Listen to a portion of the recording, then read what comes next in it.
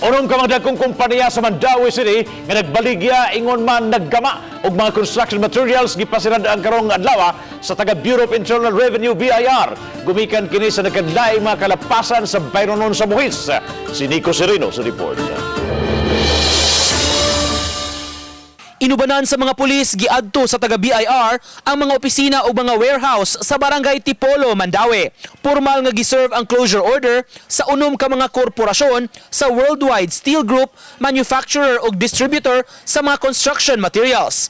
Anang mga orasa, nagpadayon pa ang trabaho o business transactions sa sulod apan gimando nga pahawanan ang dapit ug pagawason ang mga empleyado. Violation sa tax code, undeclared sales ug undeclared activities ang nakitang kalapasan. Same board of directors, same stockholders, same incorporator, sila rin. Family.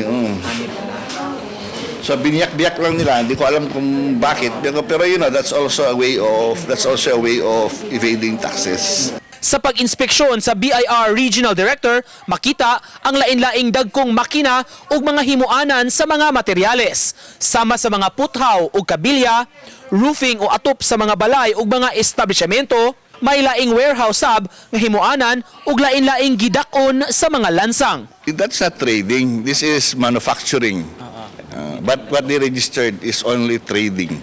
Mayo pa sa miaging tuig ding nadawat sa BIR ang impormasyon kabahin ni ining operasyon ning dako nga mga korporasyon sa dakbayan sa Mandaue. Milusad gilayon sila og subsub nga investigasyon ug pakisusi pagtino kung husto ba ang mga papeles ug mga buluhisan nga gibayran ning maong mga kompanya. Gitagsa-tagsa gyud pagkandado sa mga opisyales ang mga opisina ug ang nagtapad-tapad nga mga warehouses. Dungan ini ang pagpaskin sa closure order nga nagpasabot sa kalapasan sa kompanya. Wa diha ang tag-iya og abogado sa pag-serve sa closure apan pasabot sa head sa accounting department, legal ug deklarado ang ilang manufacturing business. So we abide by their instruction naman. So they will settle it sila na makipag-usap. Naman manufacturing sa ilan na company na naka-declare man as manufacturing. Secondary purpose. Gumikan sa hitabo na balaka ang mga empleyado sa ilang kapaingnan. Among isaligan kanira.